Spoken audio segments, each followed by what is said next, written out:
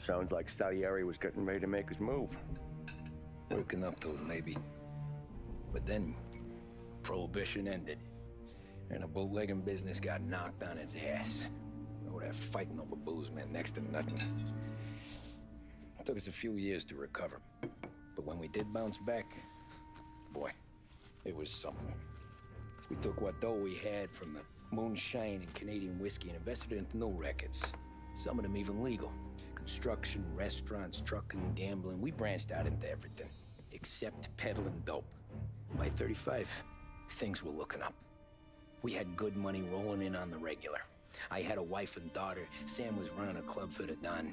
Even Paulie had a few rackets of his own. He wasn't exactly happy, but what do you call it then? Content. Yeah, that was it. And Salieri, he finally starts talking about getting out of Morello's shadow. Maybe buying our own cops, our own politicians.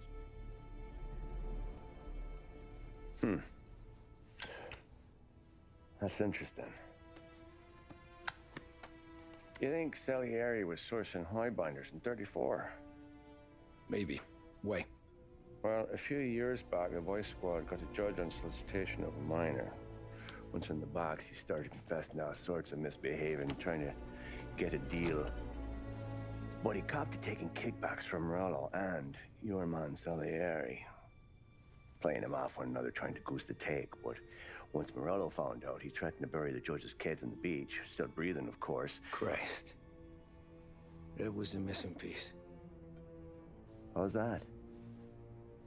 Morello was always winding us up. But he never did anything that might start an all-out war. Learning Salieri was building his own bench must have finally tipped his scales. Because in 35, he hit us with both barrels.